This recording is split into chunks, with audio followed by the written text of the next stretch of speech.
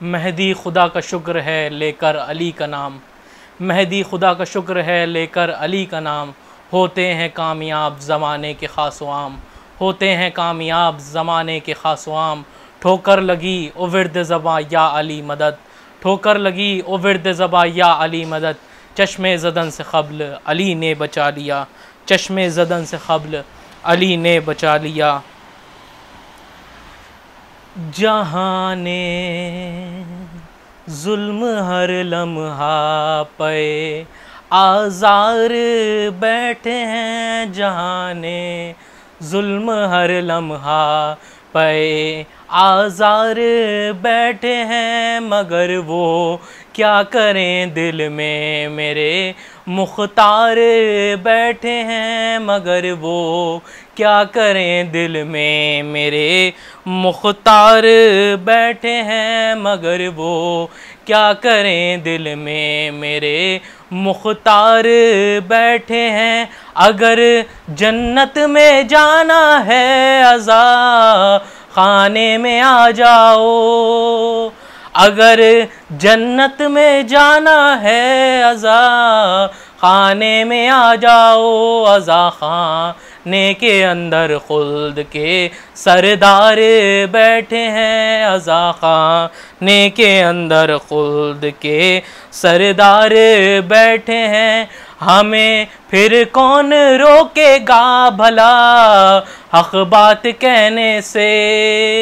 ہمیں پھر کون روکے گا بھلا حق بات کہنے سے، ہمارے دل کے اندر میث میں تمار بیٹھے ہیں، ہمارے دل کے اندر میث میں تمار بیٹھے ہیں۔ کہاں سے بچ کے جائیں گے بھلا شبیر کے قاتل، کہاں سے بچ کے جائیں گے بھلا شبیر کے قاتل، جہاں دیکھو وہیں پہ حضرت مختار بیٹھے ہیں، جہاں دیکھو وہیں پہ حضرت مختار بیٹھے ہیں۔ نہ خواب رخ الٹ کر بزم میں آ جائیے مولا، نہ خواب رخ الٹ کر بزم میں آ جائیے مولا، یہاں سب آپ ہی کے طالب دیدار بیٹھے ہیں، یہاں سب آپ ہی کے طالب دیدار بیٹھے ہیں۔ شمع خیمے کی گل ہو یا جلے یہ جان نہیں سکتے، شمع خیمے کی گل ہو یا جلے یہ جان نہیں سکتے، دلوں میں ٹھان کر شبیر کے انصار بیٹھے ہیں، دلوں میں ٹھان کر شبیر کے انصار بیٹھے ہیں، دلوں میں ٹھان کر شبیر کے انصار بیٹھے ہیں۔ عجب تربت کا عالم ہے بتاتا ہوں، عجب تربت کا عالم ہے بتاتا ہوں، عجب تربت کا عالم ہے بتاتا ہوں، میں لیٹا ہوں سرہانے حیدر کرار بیٹھے ہیں، میں لیٹا ہوں سرہانے حیدر کرار بیٹھے ہیں، میں لیٹا ہوں سرہانے حیدر کرار بیٹھے ہیں۔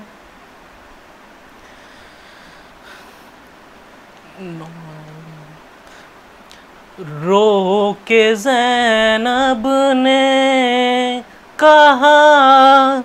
اے میرے بھیا عباس، رو کے زینب نے کہا اے میرے بھیا عباس، قتل ماجایا ہوا اے میرے بھیا عباس، رو کے زینب نے کہا اے میرے بھیا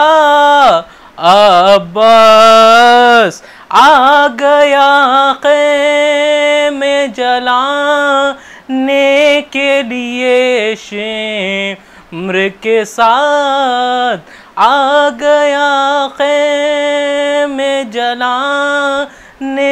کے لیے شمر کے ساتھ لشکر اہل جفا اے میرے بھیا عباس رو کے زینب نے کہا اے میرے بھیا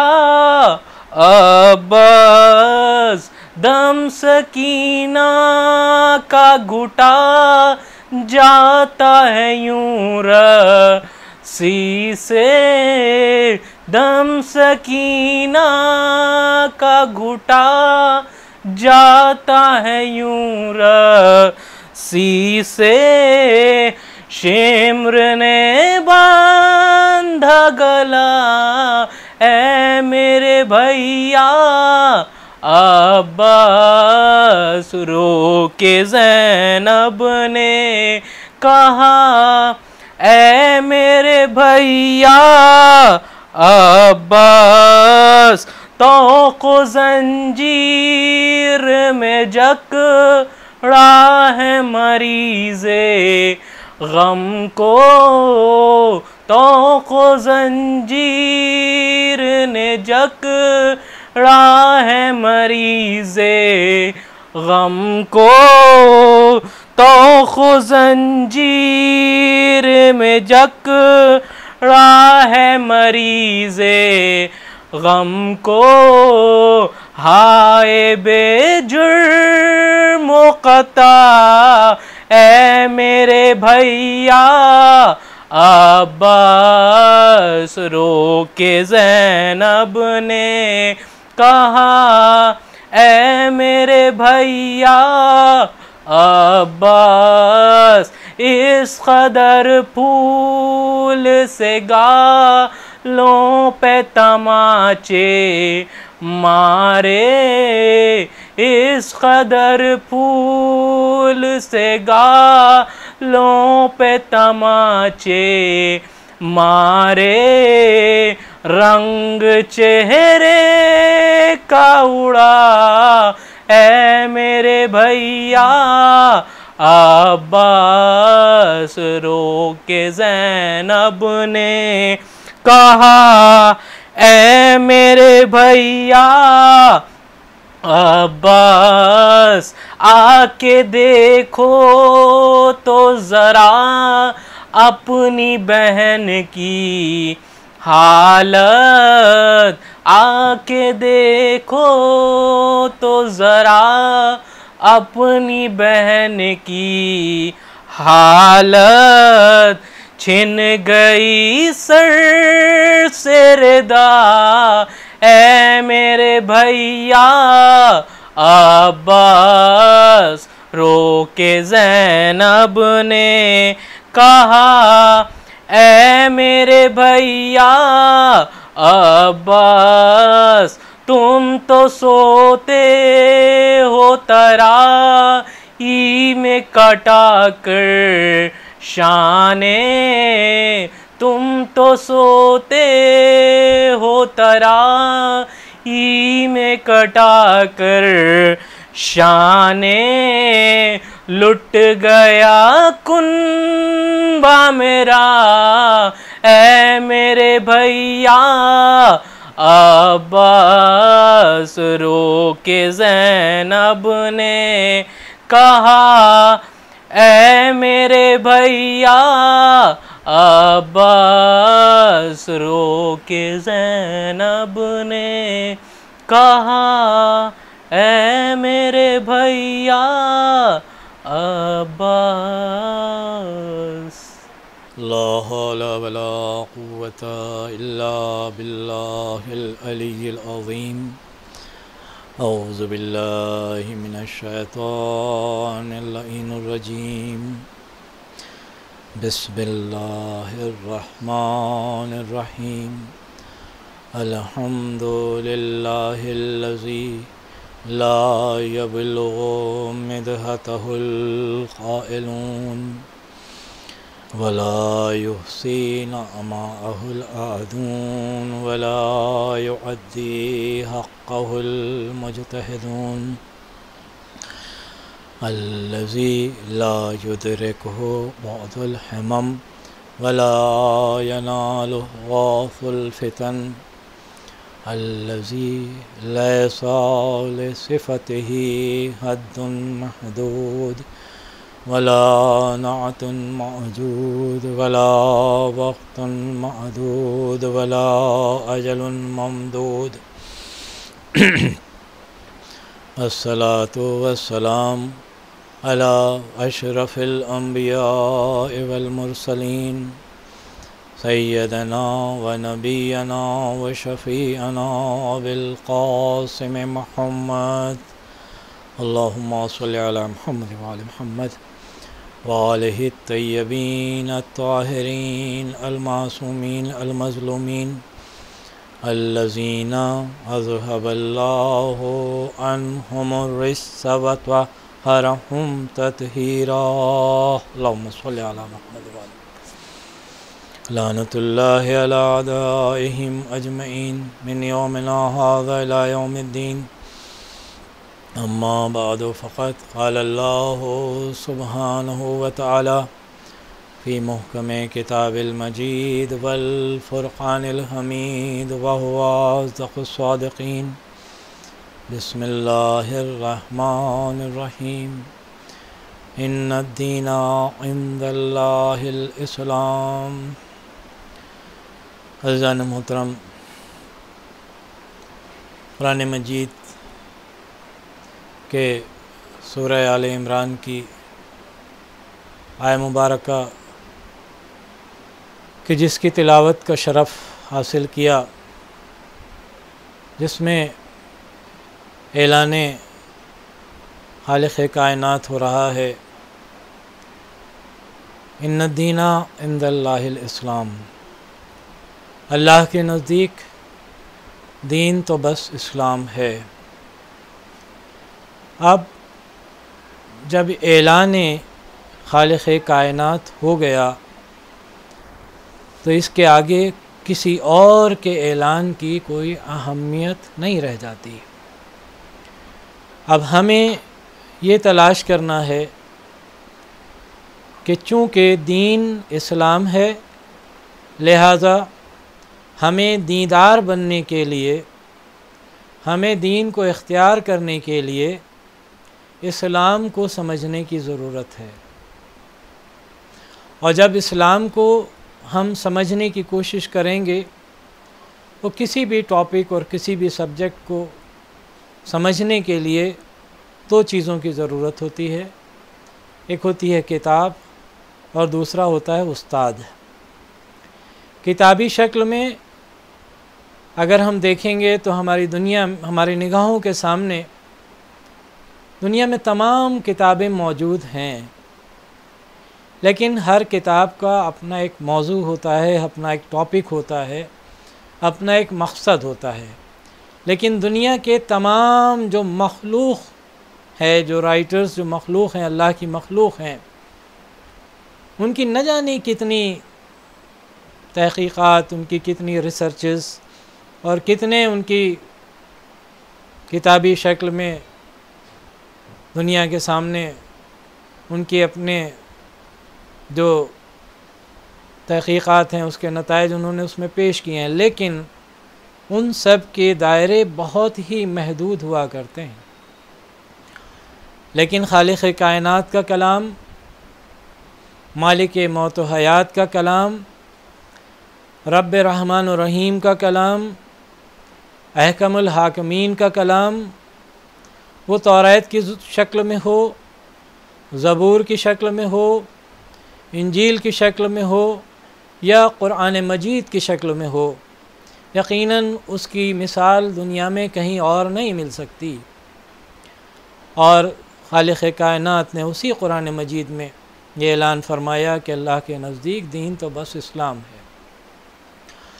اور ہمارے اور آپ کے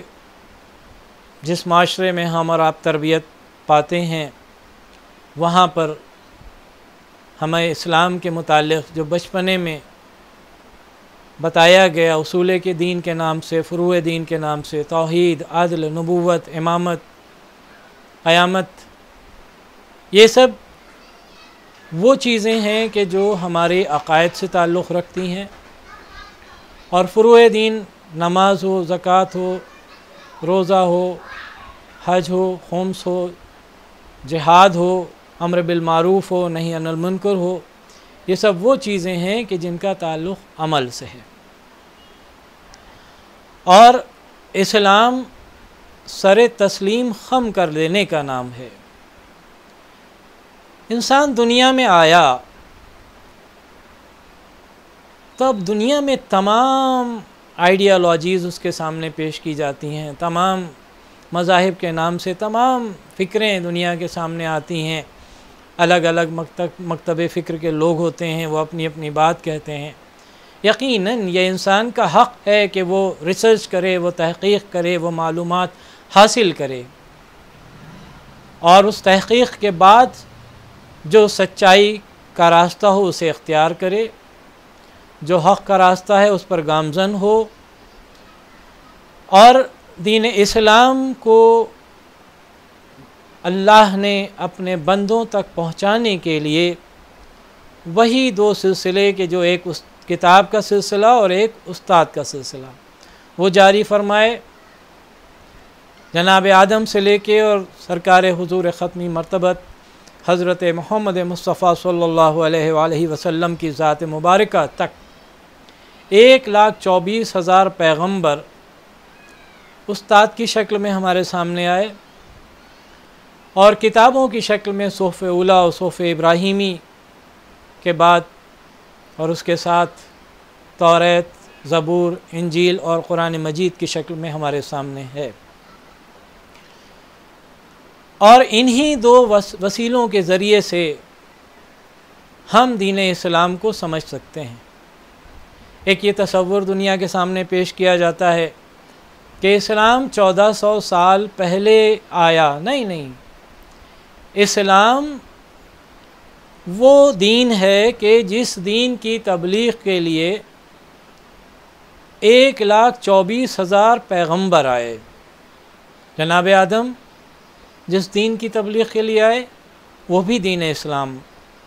جناب ابراہیم نے جس دین کی تبلیغ کی وہ دین بھی دین اسلام، جناب اسماعیل نے جس دین کی تبلیغ کی وہ بھی دین اسلام، جناب یعقوب نے جس دین کی تبلیغ کی وہ دین بھی دین اسلام،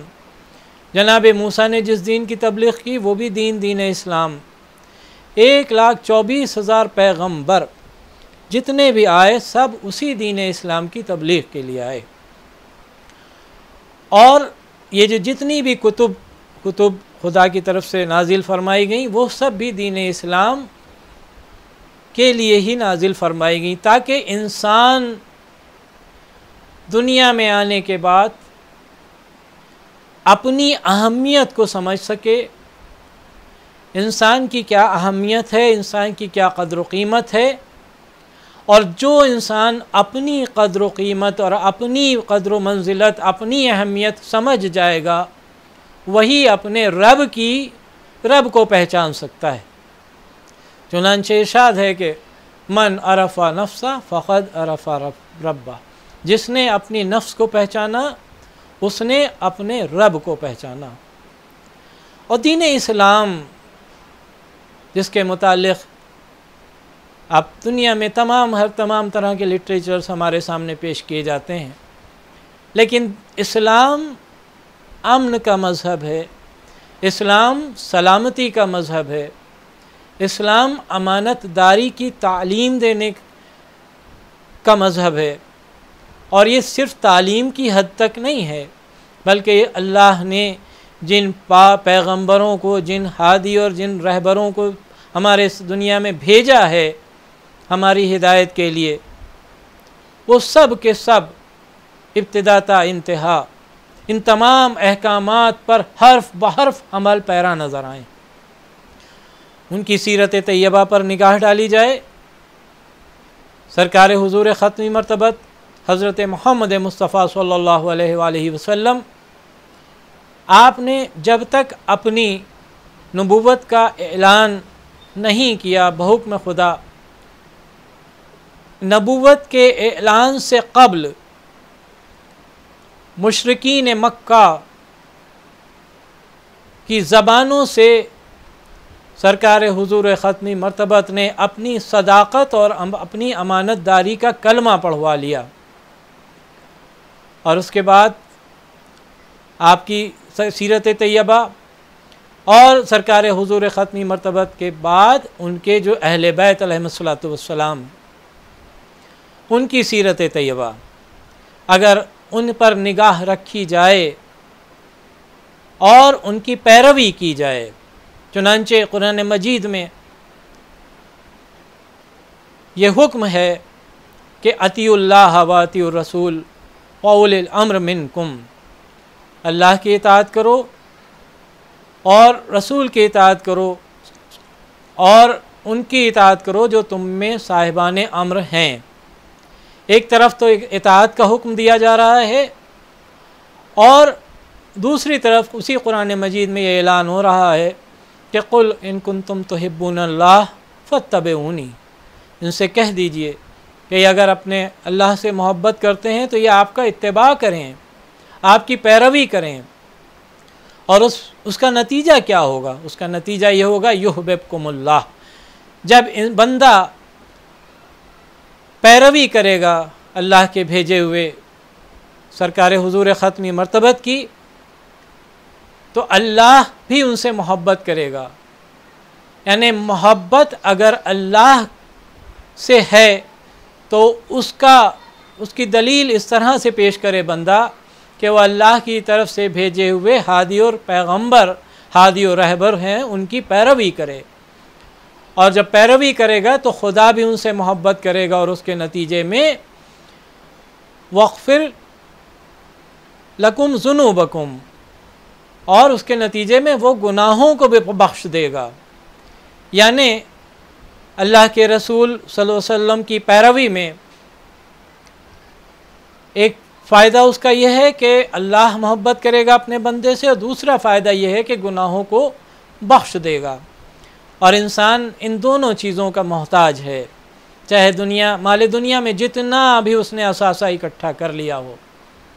لیکن نجات کے لیے ان دونوں چیزوں کی اہم ضرورت ہے، اور اس لیے اطاعت بھی لازمی شے ہے اور پیروی بھی لازمی شے ہے۔ اور یہ دونوں چیزیں، اطاعت بھی انسان تب کر سکتا ہے کہ جب یہ معلوم ہو کہ کیا حکم دیا جا رہا ہے، پیروی تب کر سکتا ہے کہ جب یہ معلوم ہو کہ سیرت کیا ہے۔ تو احکام قرآن مجید یہ بتائے گا کہ ہمیں کیا کرنا ہے، اور اللہ کی طرف سے بھیجے ہوئے نبی و پیغمبر ہمیں یہ بتائیں گے کہ کیسے کرنا ہے۔ قرآن مجید میں یہ حکم نازل ہوگا کہ نماز پڑھو، اور اللہ کے رسول صلی اللہ علیہ وآلہ وسلم نماز پڑھ کے یہ بتائیں گے کہ کیسے پڑھی جائے۔ قرآن مجید میں یہ حکم آئے گا کہ روزہ رکھو، اللہ کے رسول صلی اللہ علیہ وآلہ وسلم روزہ رکھ کے یہ بتائیں گے کہ روزہ کیسے رکھا جائے۔ اسی طرح تمام عبادات کے سلسلے میں جو احکام قرآنی ہیں، حکم ادھر سے نازل ہوتا ہے، اور نمونہ اللہ کے بھیجے ہوئے ہادی و رہبر کی طرف سے سامنے پیش کیا جاتا ہے۔ اور انسان اشرف المخلوقات بنا کے بھیجا گیا ہے، یعنی دنیا میں جتنی بھی چیزیں اللہ نے خلق کیں، یہ زمین بہت وسیع ہے، لیکن اتنی وسعت کے باوجود یہ زمین افضل نہیں، آسمان بہت افضل ہے، بہت وسیع ہے، لیکن اتنا وسیع ہونے کے بعد بھی آسمان افضل نہیں ہے، بلکہ انسان افضل ہے۔ چاند یقیناً نہ جانے کتنے لوگوں کو اپنی چاندنی سے فائدہ پہنچاتا ہے، لیکن یہ چاند افضل نہیں ہے، انسان افضل ہے۔ سورج یہ چمکتا ہے تو ساری دنیا کو روشن کرتا ہے، لیکن یہ سورج افضل نہیں ہے، بلکہ انسان افضل ہے۔ ملائکہ اللہ کی دن رات ہر لمحے ہر پل عبادات میں مصروف رہتے ہیں. کوئی سجدے کی حالت میں ہے تو وہ سجدے کی حالت میں ہے، کوئی رکوع کی حالت میں ہے تو وہ رکوع کی حالت میں ہے، کوئی تسبیح کر رہا ہے تو تسبیح میں مصروف ہے. لیکن وہ ملائکہ بھی افضل نہیں ہے، انسان افضل ہے. لیکن یہ انسان افضل کب ہے؟ وہ انسان افضل تب ہے کہ جب وہ اپنی نفس کی معرفت حاصل کر لے کہ ہماری اہمیت کیا ہے، ہماری قدر و قیمت کیا ہے.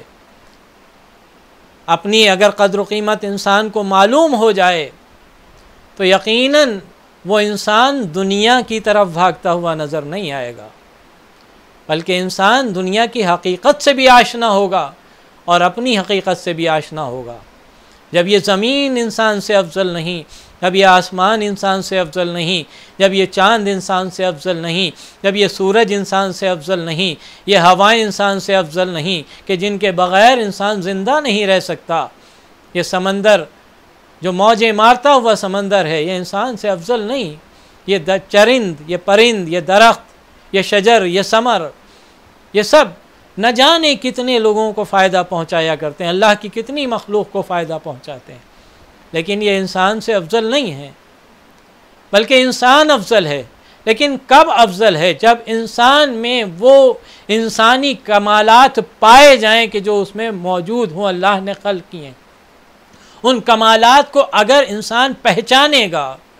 تب وہ اپنے رب کو پہچانے گا، اور جب وہ اپنے رب کو پہچانے گا تو یہ بات یقینی ہے، فطری بات ہے کہ جب رب کی معرفت حاصل ہوگی، رب کو پہچان لے گا تو اس کی بارگاہ میں سر خود بخود اس کا جھک جائے گا کہ وہ ہمارا کیسا رب کریم ہے، وہ ہمارا کیسا محبت کرنے والا پروردگار ہے کہ ماں کے دل میں اس نے محبت پیدا کی، باپ کے دل میں اس نے محبت پیدا کی.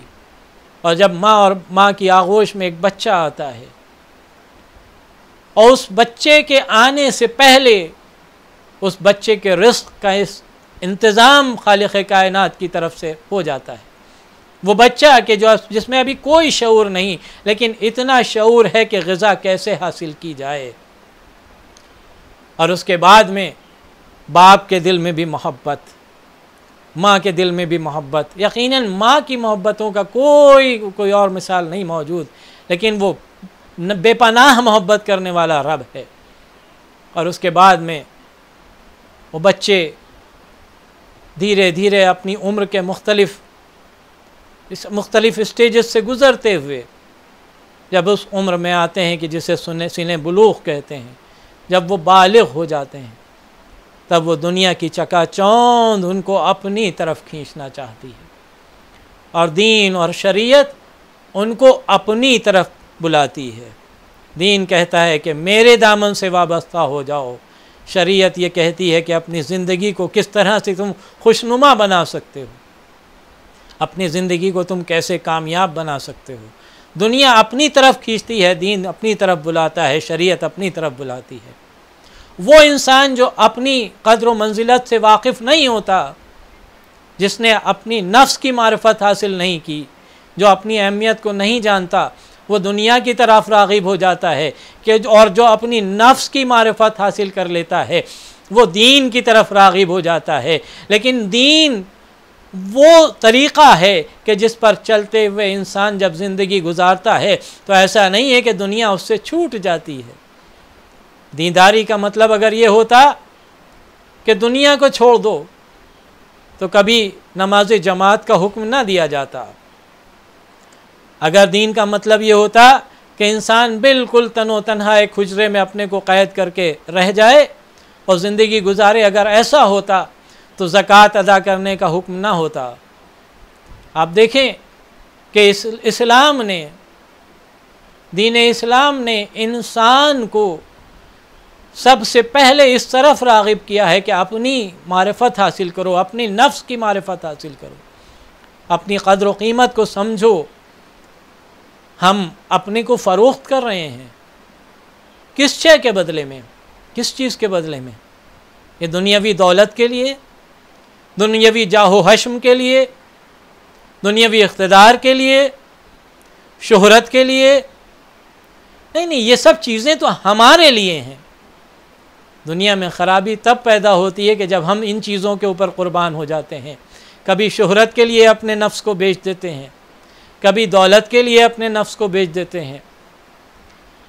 اور دنیا کے لیے کبھی جائیداد کے لیے اپنے نفس کو بیچ دیتے ہیں، کبھی عہدے اور منصب کے لیے اپنے نفس کو بیچ دیتے ہیں. کس لیے بیچ دیتے ہیں؟ چونکہ ہم اپنی نفس کی قدر و قیمت سے واقف نہیں ہوتے، اور جو لوگ واقف ہوتے ہیں وہ ہمیں بتاتے ہیں، وہ جانتے ہیں. چنانچہ سرکار حضور ختمی مرتبت حضرت محمد مصطفیٰ صلی اللہ علیہ وآلہ وسلم کے حقیقی جانشین، وسیع رسول، باب مدینۃ العلم، حضرت امیر المومنین علی ابن ابی طالب علیہ السلام، وہ آپ کی حیات طیبہ پر نگاہ کی جائے کہ آپ کا کردار ایسا کردار تھا، آپ کی سیرت ایسی سیرت تھی کہ آپ کے متعلق سرکار حضور ختمی مرتبت نے ارشاد فرمایا کہ علی کا ذکر عبادت، علی کی ذات وہ کہ جن کا ذکر عبادت ہو، وہ شخص کی شخصیت کیسی ہوگی کہ جس کا ذکر عبادت قرار پایا. علی کے چہرے پر نظر کرنا عبادت، وہ چہرہ کیسا ہوگا کہ جس کے چہرے پر نظر کرنا عبادت ہو. اور ہم اور آپ علی کے چاہنے والے، اور کیوں نہ ہو ہمارے دلوں میں جو علی کی محبت ہے، مولا متقیان حضرت امیر المومنین علی ابن ابی طالب علیہ السلام کی محبت، یہ محبت ہمیں جلا بخشتی ہے، ہمیں زندگی بخشتی ہے، ہماری روح کو تازگی بخشتی ہے. علی امام است و منم غلام علی، ہزار جان گرامی فدائے نام علی. اور اہل بیت علیہ السلام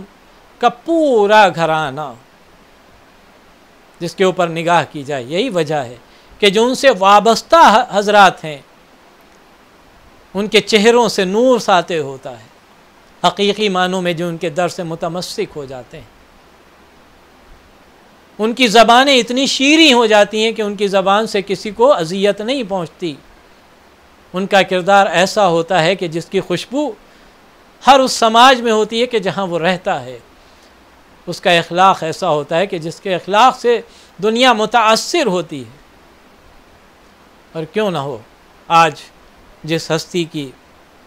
جس شخص کی، جس شخصیت کی مجلس پنجم یا آن لائن ہو رہی ہے آج اس کورونا کے اس دور میں، خدا اس وبا سے تمام انسانیت کو محفوظ کرے اور اس وبا کا خاتمہ کرے.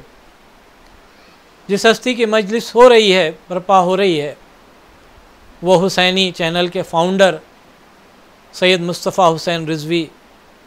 ابن سید مظفر حسین رضوی صاحب مرحوم، عابد شب زندہ دار اور ہمیشہ خوش اخلاقی سے پیش آنے والے، اور اپنے پورے نہ صرف یہ کہ اپنے بچوں کے ساتھ شفقت سے پیش آنے والے، ہر ماں باپ اپنے بچوں کے ساتھ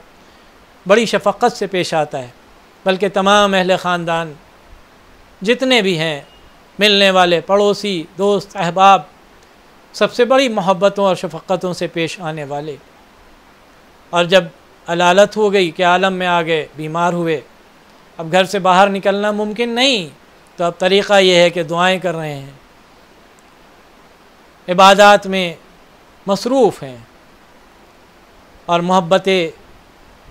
محمد والے محمد علیہ السلام سے سرشار عابد شب زندہ دار، خدا ان کی درجات کو عالی فرمائے، ان کی مغفرت فرمائے، اور ان کے پسماندگان کو صبر جمیل عطا فرمائے. ہاں عزیزان محترم، ہم اور آپ، ہماری اور آپ کی زندگی آج یہ زبان گویا ہے، خدا کا شکر ہے کہ ہاتھ حرکت کی حالت میں ہے، ذہن اپنی جگہ پر کام کر رہا ہے، قلب اپنے کام میں مصروف ہے، تمام اعضائے جسم اپنے کاموں میں مصروف ہیں. لیکن یہ کب تک؟ جب تک خدائے بزرگ و برتر کا حکم شامل حال ہے. اور جس دن انسان کے جسم سے روح پرواز کر جاتی ہے، یہی زبان ہوتی ہے لیکن بول نہیں سکتی، یہی ہاتھ ہوتے ہیں لیکن حرکت نہیں کر سکتے، یہی قدم ہوتے ہیں کہ جو آگے بڑھ نہیں سکتے، وہ انسان کہ جو ایک پل میں ہے سے اور تھا میں تبدیل ہو جاتا ہے، اس وقت سمجھ میں آتا ہے کہ ہمارے جسم کی کیا اہمیت ہے اور ہمارے روح کی کیا اہمیت ہے۔ اگر جسم کو سب کچھ مان لیا جائے تو روح کے نکل جانے کے بعد کوئی یہ نہ کہے کہ یہ بڑے نیک آدمی تھے، یہ بڑے اچھے آدمی تھے، یہ بڑے خوش اخلاق انسان تھے۔ یہ جو لفظ تھے استعمال کیا جاتا ہے، جسم موجود ہے، سامنے موجود ہے، ڈیڈ باڈی سامنے انسان کی پڑی ہوئی ہے، لیکن سب تھے کر رہے ہیں۔ کیوں بھائی؟ اگر تم ان ہاتھوں کو زندگی کی علامت سمجھتے تھے تو ہاتھ تو موجود ہیں، ان پیروں کو زندگی کی علامت سمجھتے تھے تو یہ پیر بھی موجود ہیں، ان آنکھوں کو جسم کی علامت زندگی کی علامت سمجھتے تھے تو یہ آنکھیں بھی موجود ہیں، زبان کو زندگی کی علامت سمجھتے تھے تو زبان بھی موجود ہے۔ نہیں، سب کہیں گے نہیں، سب کچھ تو ہے لیکن جسم میں روح نہیں ہے۔ تو اگر روح موجود ہوتی ہے تو انسان زندہ ہے، اور اگر روح موجود نہیں ہوتی ہے تو انسان کو لوگ مردہ سمجھتے ہیں۔ لیکن جو محمد اور آل محمد کی محبت میں اس دنیا سے رخصت ہو جائے، وہ مرنے کے بعد بھی مرا نہیں کرتا، اور اس کے لیے حدیثیں موجود ہیں سرکار حضور ختمی مرتبت حضرت محمد مصطفیٰ صلی اللہ علیہ وآلہ وسلم کی، من مات علی حب آل محمد مات شہیدا، جو آل محمد کی محبت میں مر جائے وہ شہید مرتا ہے۔ من مات علی حب آل محمد مات طائبہ، جو آل محمد کی محبت میں مر جائے وہ توبہ کیا ہوا مرتا ہے۔ من مات علی حب آل محمد مات مغفورا، جو محمد و آل محمد کی محبت میں مر جائے وہ بخشا ہوا مرتا ہے۔ اور شہیدوں کے بارے میں قرآن مجید میں کہ ارشاد مبارکہ ہے کہ جو خدا کی راہ میں قتل کر دیے جائیں، جو شہید ہو جائیں، انہیں مردہ نہ سمجھنا، وہ جیتے ہیں، اور صرف یہ نہیں ہے کہ جیتے ہیں بلکہ وہ اپنے اللہ کے یہاں سے روزی بھی پاتے ہیں۔ تو اب یہ دونوں علامتیں بھی موجود ہیں کہ روزی بھی ملتی ہے، اور یہی وجہ ہے کہ ہمارے یہاں جب دفن کر دیا جاتا ہے تو دفن کرنے کے بعد تلقین پڑھنے والا شانہ ہلا ہلا کے کہتا ہے اسما افہم اسما افہم اسما افہم، سن اور سمجھ، سن اور سمجھ، سن اور سمجھ۔ یعنی دنیا جسے مردہ سمجھ رہی ہے، دنیا جسے یہ سمجھ رہی ہے کہ یہ مر گیا، ہمارا تلقین پڑھنے والا یہ دنیا کو بتانا چاہتا ہے دیکھو یہ مرا نہیں ہے، یہ سن بھی رہا ہے اور سمجھ بھی رہا ہے۔ اور اسی لیے شانہ ہلا ہلا کے اور سنا، اور وہ سبق دہرایا جاتا ہے جو ابتدا میں کان جب پیدا ہوا بچہ تو داہنے کان میں اذان اور بائیں میں اقامت کہہ کے، اور اس کے بعد میں سبق یاد دلایا جاتا ہے کہ ہمارا رب کون ہے، انبیاء کون ہیں، انبیاء اکرام کون ہیں، اور کیا حق ہے، تمام چیزوں کی یاد دہانی کرائی جاتی ہے۔ اور اس کے بعد میں مرنے والے کے لیے ایصال ثواب کا یہ جو سلسلہ، جب تک ان کے چاہنے والے اس کے پسماندگان دنیا میں ہیں، یہ ان کے پاس ایک موقع ہوتا ہے کہ اپنے مرحومین کے لیے ایصال ثواب کریں، کبھی مجلس کی شکل میں، کبھی صدقہ دے کر ان کی طرف سے، کبھی ان کے اوپر جو قرض ہیں ان قرضوں کو ادا کر کے، کبھی اگر کسی بندہ مومن کی خدا نخواستہ قضا نمازیں ہوں تو ان نمازوں کو پورا کروا کے، اگر حج کا فریضہ ان کے اوپر کسی بھی زمانے میں مستطیع ہو گئے تھے اور نہیں کر پائے تھے تو اس حج کی قضا کرانے میں، اور تمام جو واجبات ہیں ان کو پورا کرائے، اور اس کے بعد میں حقوق الناس میں اگر کسی کا حق ان کے اوپر رہ گیا ہو تو اس کو ادا کرانے میں، یہ تمام وہ ایصال ثواب ہیں کہ جس سے اس دنیا سے رخصت ہونے والے کو راحت و سکون حاصل ہوتا ہے۔ دروازہ بند نہیں ہو جاتا۔ ہاں یہ ضرور ہے کہ جب بھی کبھی کسی شفیق جو ہمارے درمیان نہ رہے، کسی محبت کرنے والا جب ہمارے درمیان نہ رہے، کہ جب ہمارے درمیان نہ رہے تو ہم اس کے لیے ایصال ثواب کے ذریعے، اس کے ایصال ثواب کے لیے ان تمام ذرائع سے اس کے لیے ایصال ثواب کریں किसी कोई भी नेकी है अगर हम उसकी तरफ से करें। अज़ीज़ान मोहतरम, दरवाज़े बंद नहीं हैं, ये हमारे लिए एक मौका है। यकीनन बच्चे अपने माँ बाप से मोहब्बत करते हैं, एक दोस्त दूसरे दोस्त से मोहब्बत करता है, अज़ीज़ और अकारिब एक दूसरे से मोहब्बत करते हैं, एक पड़ोसी को दूसरे पड़ोसी से मोहब्बत होती है। इन मोहब्बत के तकाज़ों को न सिर्फ ये कि ज़िंदगी में अदा किया जाए बल्कि इस ज़िंदगी के बाद भी अदा करने के लिए हमेशा कोशिश रहा जाए। और एक बात और अर्ज़ करना चाहता हूँ कि इस दुनिया में हम और आप भेजे गए हैं तो ये लम्हात हमारी ज़िंदगी के बहुत कम हैं और बहुत कीमती हैं। हमें नहीं मालूम कि हमारी ज़िंदगी कितनी बाकी है। आप किसी से सवाल कीजिए कि तुम्हारी उम्र क्या है, तो वो अपनी गुज़री हुई उम्र बताता है और वही बता भी सकता है। हकीकतन उसकी उम्र कितनी है ये उसको नहीं पता। अब मुझसे कोई सवाल करे कि आपकी उम्र कितनी है, तो मुझे नहीं मालूम कि मेरा अगला लम्हा मौत का है कि हयात का है। लिहाजा इस ज़िंदगी की इस नेमत को, इसकी कद्र करते हुए इस ज़िंदगी का इस्तेमाल, अल्लाह की अता करदा तमाम क़ुव्वतों, ताक़तों और सलाहियतों का इस्तेमाल अल्लाह के बताए हुए रास्ते, अपने रब के बताए हुए रास्ते पर करें, ताकि अल्लाह की इबादत में मसरूफ़ रह सकें, उसके बंदों से मोहब्बत कर सकें, ताकि पड़ोस में अगर कोई हो तो वो ये महसूस कर सके कि हाँ ये सच्चा मुसलमान है, कि उससे, इस मुसलमान से उस पड़ोसी को राहत हो, चाहे वो किसी भी मज़हब का इंसान हो।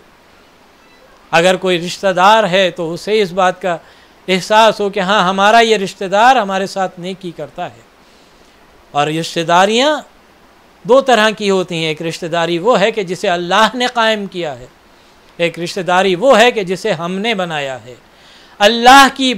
कायम करदा रिश्तेदारियों का भी पास व लिहाज करना है, और जिन रिश्तेदारियों को हमने निस्बत के ज़रिए इख्तियार किया है उनका भी पास व लिहाज करना है।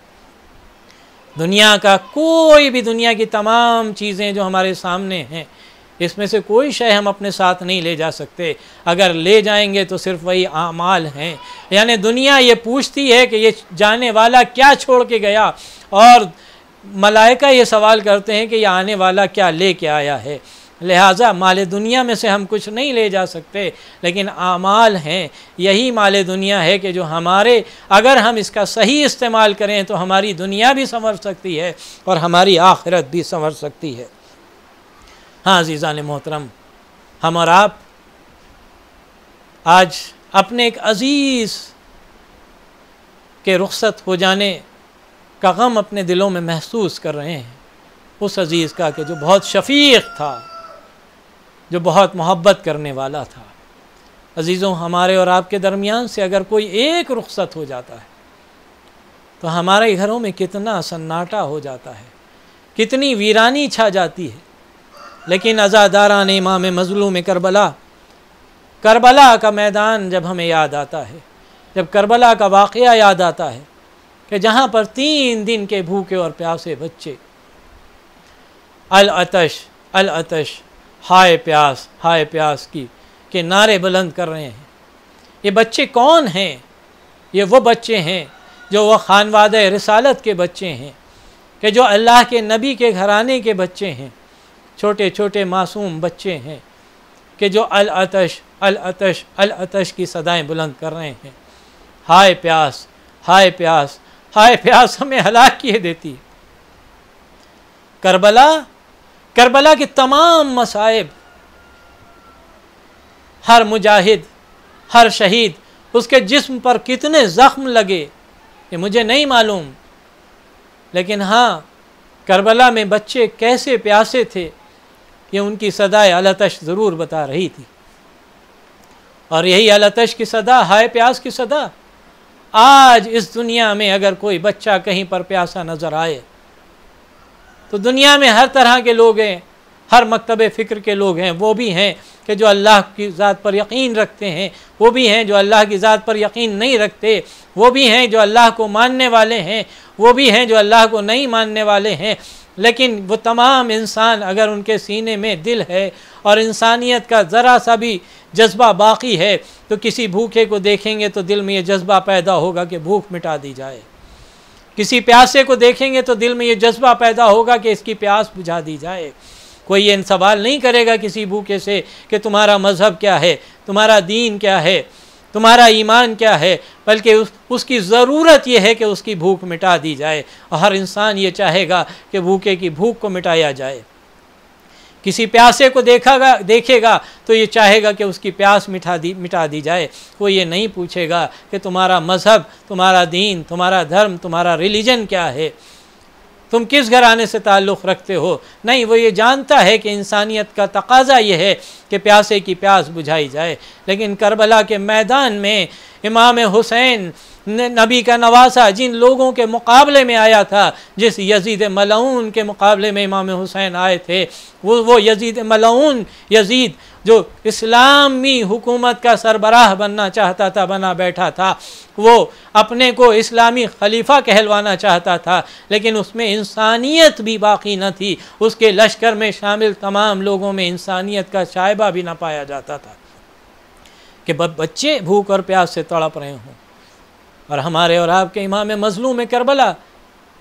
اس عالم غربت میں آج ہمارے دل غمگین ہیں۔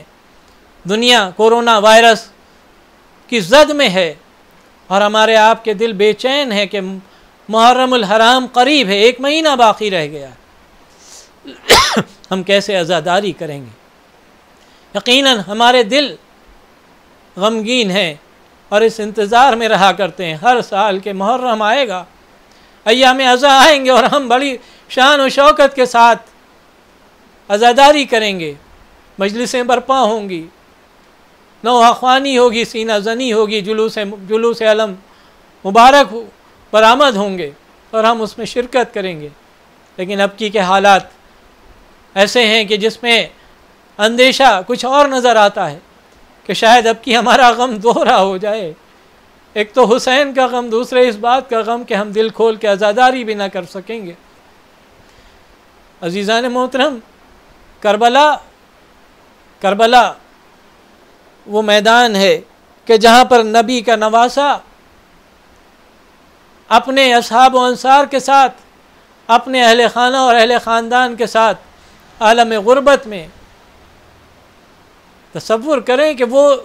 ریگستان، تپتا ہوا ریگستان، اور وہاں اس میدان کربلا میں خیمے نصب کیے گئے ہیں، دن کی دھوپ اور گرم گرم ہوائیں، اور وہاں پر خانواد رسالت کی مخدرات عصمت، وہ بیویاں، اور اس کے بعد میں اس گھرانے کے چھوٹے چھوٹے بچے، وہ اصحاب رسول، وہ اصحاب امیر المؤمنین، وہ اصحاب امام حسن، وہ اصحاب امام حسین،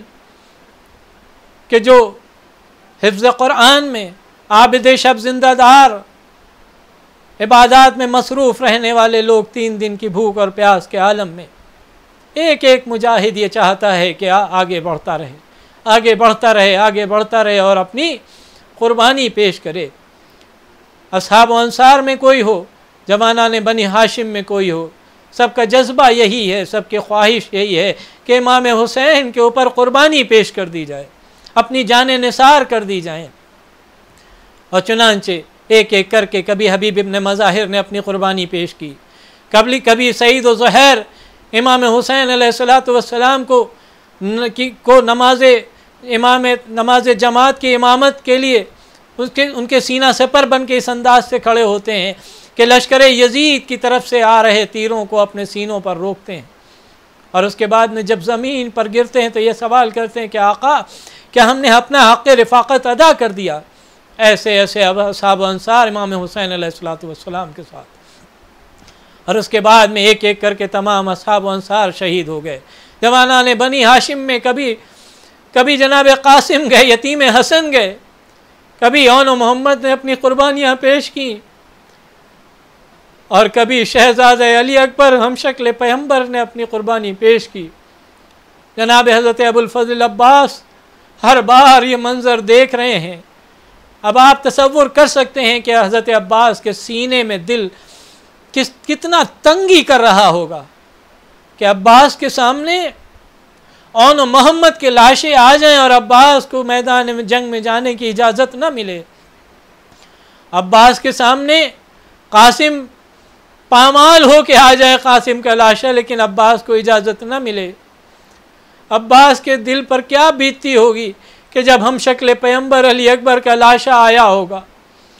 لیکن ہاں اب عباس ہر بار جاتے ہیں اور ہاتھ جوڑتے ہیں، آقا ہمیں میدان میں جانے کی اجازت دے دیجیے. ہر بار امام حسین یہی جواب دیتے تھے کہ بھیا عباس میں تمہیں میدان میں جانے کی کیسے اجازت دے دوں، تم تو میرے لشکر کے علمدار ہو. یہ مطیع و فرما بردار بھائی خاموش ہو جاتا تھا. لیکن ایک موقع وہ آیا کہ جب عباس ہاتھ جوڑے کھڑے ہیں، آقا آپ میدان میں جانے کی اجازت دے دیجئے. اب برداشت نہیں ہوتا. امام نے پھر وہی کلمات اپنی زبان مبارکہ سے جاری فرمائے کہ میں تمہیں کیسے اجازت دے دوں، تم تو میرے لشکر کے علمدار ہو. ایک مرتبہ حضرت ابوالفضل عباس علیہ السلام نے چاروں طرف میدان میں نگاہیں دوڑائیں، اور دوڑانے کے بعد جب اصحاب و انصار میں کوئی نظر نہ آیا، جب جوانان بنی ہاشم میں کوئی نظر نہ آیا، تو ایک مرتبہ عباس نے اب ایک جواب دیا، آقا وہ لشکر کہاں کہ جس کا میں علمدار تھا، جہاں وہ لشکر ہے وہیں علمداری کروں گا. ایک مرتبہ امام حسین خاموش ہو گئے، اپنے سر کو جھکایا، اور جھکانے کے بعد ایک مرتبہ حضرت ابوالفضل عباس علیہ السلام کے شانے پر ہاتھ رکھتے ہیں، کہتے ہیں عباس بھیا عباس میدان میں جانا چاہتے ہو تو دیکھو ذرا ان بچوں کے لیے پانی کی سبیل کرو. اب حضرت ابوالفضل عباس علیہ السلام کو حکم امام مل چکا، سر تسلیم خم کیا، خم کرنے کے بعد در خیمہ پر آئے. عزیزان محترم، تاریخ میں جو الفاظ ہیں وہ کیا ہے مجھے وہ بیان نہیں کرنا، لیکن آپ تصور کریں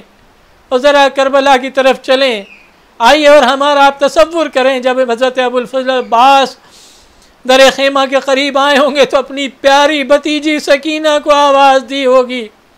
اس بچی کو آواز دی ہوگی کہ جس کی زبان پر العطش کی صدائیں ہیں، جس بچی کے ساتھ اور بھی چھوٹے چھوٹے بچے، معصوم بچے العطش العطش، ہائے پیاس کی صدائیں بلند کر رہے ہوں گے.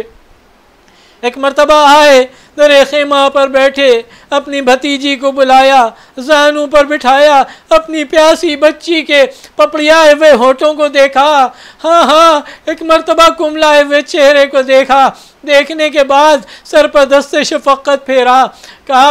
میری پیاری بیٹی سکینہ اپنی مشق لا دو. سکینہ نے سوال کیا ہوگا چچا مشق کس لیے؟ بتایا ہو کہ ارے ہاں بابا کو حکم ہے، میرے آقا کا حکم ہے، تمہارے بابا کا حکم ہے کہ پانی کی سبیل کروں. شاید سکینہ نے قدموں کو میں سے لپٹ گئی ہوں، چچا عباس ہمیں پانی نہیں چاہیے، صبح سے جو بھی میدان میں گیا ہے وہ واپس نہیں آیا. عباس نے تسلی دی ہو، دلاسا دیا ہو، نہیں تمہارا چچا جنگ کرنے نہیں جا رہا ہے بلکہ پانی لینے جا رہا ہے تاکہ تم بچوں کی پیاس بجھ سکے. ہاں سکینہ دوڑی گئی، اپنی سوکھی ہوئی مشق لا کے دی. عباس نے اپنے علم میں اس مشق کو نصب کیا اور لے کے چلے. عزیزوں ادھر عباس گئے، تفصیل عرض نہیں کرنی ہے کہ ایک مرتبہ عباس، دشمن کی ساری کوششیں یہ ہیں کہ عباس نہر فرات تک نہ پہنچیں، اور عباس کی تمام تر کوشش یہ ہے کہ نہر فرات پر پہنچ جائیں. عباس با وفا کا مقابلہ کرنے کی سکت و طاقت کس میں تھی؟ عباس نے اس انداز سے اور اس شان سے نہر فرات پر پہنچے کہ جانے کے بعد اپنے گھوڑے کو نہر فرات میں داخل کیا، اور اس کے بعد مشک سکینہ کو نہر فرات میں ڈالا، سوکھی ہوئی مشک تھی، کچھ دیر لگی اور اس کے بعد میں پانی بھرا، چلو میں نہر فرات کا پانی لیا۔ لکھنے والوں نے لکھ دیا کہ پینے کا ارادہ کیا، وہ ارادے کو عباس کے ارادے کو کیا جانے۔ میرا دل یہ کہتا ہے کہ عباس نے اپنے ہاتھوں میں پانی لیا ہوگا، خیام حسینی کا وہ منظر یاد آیا ہوگا کہ یہی وہ پانی ہے کہ جس پانی کے لیے میرا بھیا، میرا بے بھیا قاسم اس دنیا سے چلا گیا، اسے پانی نہ ملا۔ میرا بھتیجا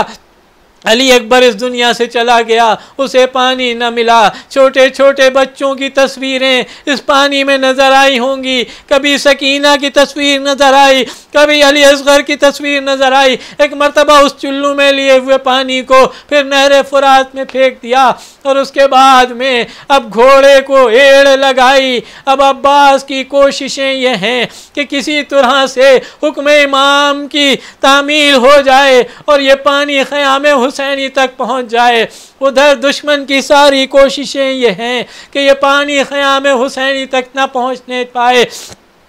پسر سعد ایک بلندی پر جاتا ہے اور یہ کہتا ہے کہ ارے تم یہ سمجھتے ہو کہ عباس کی جان عباس کے جسم میں ہے، اتنے تیر لگنے کے بعد بھی عباس نہیں رکے، اتنے زخم آنے کے بعد بھی عباس کو کوئی نہ روک سکا۔ اگر تم سمجھتے ہو کہ عباس کی جان عباس کے جسم میں ہے، نہیں، عباس کی جان اس کے جسم میں نہیں ہے، بلکہ عباس کی جان اس مشک میں ہے کہ جس میں پانی ہے۔ اگر تم عباس کو روکنا چاہتے ہو تو تیروں کی بارش کرو۔ عزیزوں، تیروں کی بارش ہوئی، کتنے تیر رہا ہوئے مجھے نہیں معلوم، لیکن ایک تیر آیا کہ جس نے مشک سکینہ کو چھیدا، ادھر پانی بہا، عباس کے بازو کاٹے جا چکے تھے۔ ایک مرتبہ عباس چاہتے تھے کہ بارگاہ رب العزت میں اپنے ہاتھوں کو بلند کر کے شکوہ کرے، ہاں بازو کٹ چکے تھے، اپنی تاخوں کی پتلیوں کو سوئے آسمان بلند کیا، اور بلند کرنے کے بعد ایک فریاد کی، پروردگار تو گواہ رہنا، خیموں میں حسین کے بچے پیاسے ہیں۔ اب عباس نے ایک کام اور کیا کہ اب چونکہ مقصد حیات ختم ہو چکا، پانی خیموں تک پہنچ نہیں پایا، بازو کٹنے کے بعد، مشک سکینہ سے پانی بہ جانے کے بعد، ایک مرتبہ عباس جن کے گھوڑے کا رخ ابھی تک خیموں کی طرف تھا، بار دیگر عباس نے اپنے اس گھوڑے کے رخ کو خیام حسینی کی طرف سے پھر نہر فرات کی طرف موڑ دیا، اور موڑنے کے بعد اب ادھر ظالم ادھر حملوں پر حملے کرتا ہے۔ ارے ہاں تیر جتنے برسے اس میں ایک تیر مشک پر لگا اور ایک تیر عباس کی آنکھ میں لگا، جسم پر کتنے تیر لگے نہیں معلوم، پیشانی پر ایک گرز گناہ پڑا، عباس سے اب گھوڑے پر سنبھلا نہ گیا۔ ایک مرتبہ اپنے آقا کو سلام آخر کیا، امام حسین نے اپنے بھائی کی اس آواز کو سنا، اور اس کے بعد میں اپنے بھائی کی اب کے لاش کے پاس پہنچے، دیکھا کہ عباس کے بازو کٹ چکے ہیں۔ ایک مرتبہ جسم کو دیکھا، جسم تیروں سے چنی ہے، جسم زخموں سے چور ہے۔ ایک مرتبہ عباس کے ہاتھ بھی نہیں ہے کہ جن ہاتھوں سے امام حسین اپنے ہاتھوں کو، عباس کے ہاتھوں کو اپنے ہاتھوں میں تھام لیتے۔ ایک مرتبہ عباس نے اپنے بھائی کے سر کو اپنے زانوں پر رکھا، عباس کے سر کو بھائی نے اپنے زانوں پر رکھا، عباس نے اپنے سر کو ہٹا لیا۔ ایک مرتبہ پھر زانوں پر رکھا، پھر ہٹا لیا، پھر زانوں پر رکھا، پھر ہٹا لیا۔ سوال کیا کہ یہ ارے بھیا عباس تم اپنے سر کو کیوں ہٹا رہے ہو؟ تو ایک مرتبہ عباس نے فرمایا کہ آقا کہاں آقا کا زانو، کہاں غلام کا سر؟ عزیزان محترم، اب امام حسین علیہ السلام سے عباس نے کہا آقا ایک خواہش ہے ایک خواہش ہے وہ آپ میری پوری فرما دیں۔ کہا کہ آقا میری ایک آنکھ میں تو تیر پیوست ہے، دوسری آنکھ میں خون بھرا ہوا ہے، جب اس دنیا میں آیا تھا تو سب سے پہلے آپ کی زیارت کی تھی، اب اس دنیا سے جانا چاہتا ہوں تو آخر میں آپ کی زیارت کرنا چاہتا ہوں۔ امام حسین نے امام حضرت عباس کے آنکھ سے خون کو صاف کیا، صاف کرنے کے بعد عباس نے اپنے آقا کی زیارت کی، اس کے بعد میں وصیت کی کہ آقا میرے لاشے کو خیمے میں نہ لے جائیے گا، مجھے سکینہ سے شرم آتی ہے۔ ہاں یہ وصیت کی۔ امام حسین نے کہا اچھا بھیا عباس ایک میری بھی تمنا ہے، اسے بھی پورا کر دو کہ ساری زندگی تم نے اپنے بھائی کو آقا کہا ہے، آخری بار مجھے عباس کہہ دو۔ عزیزان محترم، عباس نے اپنی مادر گرامی سے اجازت لینے کے بعد اپنی زبان سے ایک مرتبہ بھیا کہا، اور اس کے بعد جسم سے روح پرواز کر گئی۔ ہاں امام حسین علم عباس کو لے کے چلے، میرے عزیزوں مجلس تمام ہو جاتی، لیکن مرحوم کو عباس با وفا سے بڑی عقیدت تھی۔ ہاں کہ ایک مرتبہ اب امام حسین نے حضرت عباس کے علم کو ہاتھوں میں لیا اور اس کے بعد میں لے کے چلے، ادھر بچے خیموں میں منتظر ہیں، در خیمہ پر کھڑے ہیں، وہ جب تک علم کو دیکھ رہے ہیں ان کے دل بڑھ رہے ہیں کہ میرا چچا عباس آ رہا ہوگا، سکینہ فر کہہ رہی ہوں گی میرا چچا آ رہا ہے، لیکن اب جو علم جو قریب آیا تو اب جو سکینہ کی نگاہ پڑی کہ وہ علم جو میرا چچا عباس لے کے گیا تھا وہ علم میرے بابا کے ہاتھوں میں ہے، سکینہ تڑپ گئی۔ ایک مرتبہ تڑپنے کے بعد جب بابا قریب آئے قدموں سے لپٹ گئی، ایک سوال کر لیا بابا یہ علم تو میرا چچا عباس لے کے گیا تھا، آپ کے ہاتھوں میں کیسے آ گیا؟ تو امام حسین نے جواب دیا بیٹا سکینہ تیرا چچا نہر فرات کے کنارے آرام کر رہا ہے۔ کہا چچا بابا سب کے لاشیں تو لائے، میرے چچا کا لاشا کیوں نہ لائے؟ تو جواب دیا ارے بیٹی سکینہ تیرے چچا نے وصیت کی تھی کہ میرے لاشے کو خیمے میں نہ لے جائیے گا، مجھے سکینہ سے شرم آتی ہے۔ سکینہ بھی اسی عباس با وفا کی غیرت دار بھتیجی تھی۔ یہ الفاظ عباس کے سکینہ کے کانوں میں گونجتے رہے یہاں تک کہ زندان شام میں پہنچ گئی، اور اس کے بعد 10 صفر کی تاریخ وہ دن آیا کہ جب سکینہ اس دنیا سے رخصت ہو گئی تو شاید سکینہ جاتے جاتے یہ کہہ رہی ہوں اپنے چچا سے کہ چچا میں بھی آپ کی غیرت دار بھتیجی، اگر آپ نہر فرات سے واپس نہ آئے تو آپ کی یہ بھتیجی زندان شام سے واپس مدینے نہ جائے گی۔ اللہ لعنت اللہ علی القوم الظالمین وسيعلم الذين ظلموا أي منقلب ينقلبون۔ برالہ اس مختصر سے عبادت کو قبول فرما اور مرحوم کے درجات کو عالی فرما، مرحوم کی مغفرت فرما، اور تمام جو بیمار ہیں ان سب کو شفاء کاملہ عطا فرما، خاص کر مرحوم کے فرزند عظیم عباس جو ابھی ہاسپٹلائز ہیں ان کو شفاء کاملہ عطا فرما دے، اور تمام مومنین مومنات مسلمین مسلمات میں سے جہاں جہاں پر بھی جو بیمار ہیں ان سب کو شفاء کاملہ عطا فرما، اس دنیا سے کورونا وائرس کی زد سے آزاد فرما دے۔ پروردگار تمام انسانوں کی مدد فرما، میرے معبود دنیا سے ظلم کا خاتمہ کر دے، مظلوموں کی مدد فرما دے، اور تمام جو بے روزگار ہیں انہیں روزگار سے لگا دے، جو صاحب روزگار ہیں انہیں ترقی عطا فرما، جو مقروض ہیں ان کے قرضوں کو ادا فرما دے، جو پریشان ہیں ان کی پریشانی کو دور فرما دے، جو طالب علم ہیں انہیں کامیابی و کامرانی سرفراز فرما، ہمیں حقیقی معنوں میں دین کا پابند اور شریعت کا پابند بنا دے۔ اور آپ تمام حضرات سے جو ناظرین ہیں گزارش ہے کہ ایک بار سورہ حمد 3 بار سورہ اخلاص کی تلاوت فرما کر سید مصطفیٰ حسین رضوی ابن سید مظفر حسین رضوی کے نام ارسال فرما دیں۔ وآخر دعوانا الحمدللہ رب العالمین۔